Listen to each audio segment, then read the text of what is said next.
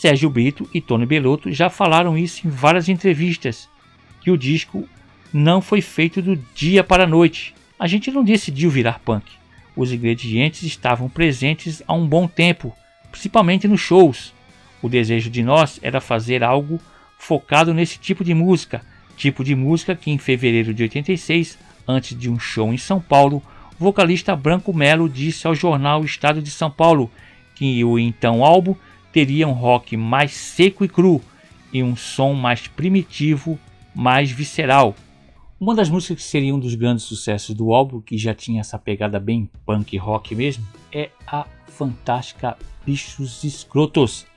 Bichos Escrotos foi composta no ano de 1982, quando a banda gravava uma demo no estúdio Placa Luminosa, que ficava ali na Avenida Rebouça.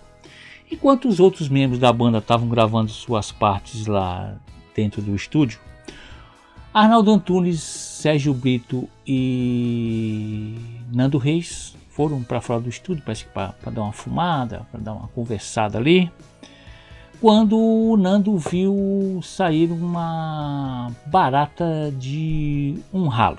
A partir dali os caras já começaram a cantar as frases e já começaram a compor o que seria Bichos Escrotos.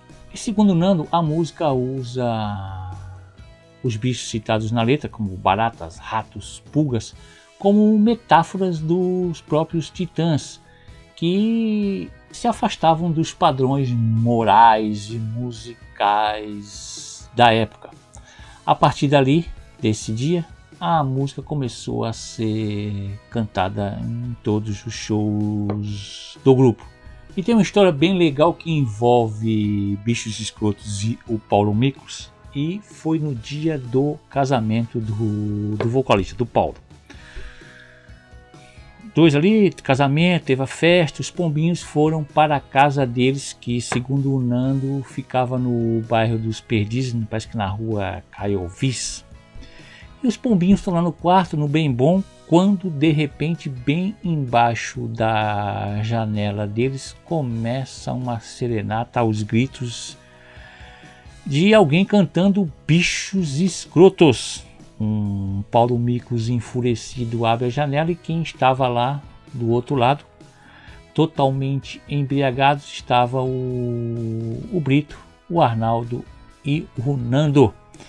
O Paulo expulsou eles, gritando que eles estavam loucos, que foram atrapalhar quando ele estava ali no bem bom com a então noiva Raquel. A sonoridade da música era bem diferente da que foi pro Cabeça Dinossauro. Você pode comprovar isso assistindo o documentário do Branco Melo, A Vida Parece Uma Festa, um documentário maravilhoso que conta a história da banda do Titãs. Eles aparecem cantando essa música e o arranjo era bem diferente do que foi para o Cabeça Dinossauro, já que a versão que foi para o álbum tem uma levada bem funk, comandada pelo brilhante baixo de Nando Reis. E Bichos Escrotos já era para ter entrado no primeiro álbum dos caras, no debut deles de 1984. O problema foi que a gravadora achou melhor não colocar essa música porque os caras não queriam tirar o Vão Se Fuder da música. Então, temendo que a censura na época riscasse a faixa com prego, houve casos de muitos artistas que tinham a faixa riscada com prego para não estragar o trabalho. Foi melhor ter deixado ela de fora do álbum porque os caras não queriam tirar o Vão Se Fuder da música e continuaram cantando ela nos shows. Finalmente, em 1986, ela foi gravada, mas ela não podia tocar nas rádios, sob pena de multa. No canto direito, na parte de baixo do álbum, você pode encontrar essas informações.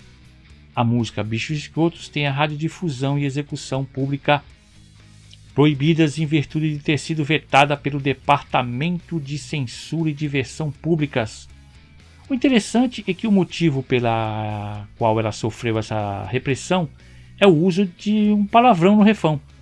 Isso nos dias de hoje pode parecer estranho, mas na época era assim que as coisas aconteciam. A surpresa foi quando muitas rádios decidiram pagar a multa para poder tocar a música. Os pedidos dos ouvintes eram tantos que era preferível pagar a contrariar a audiência.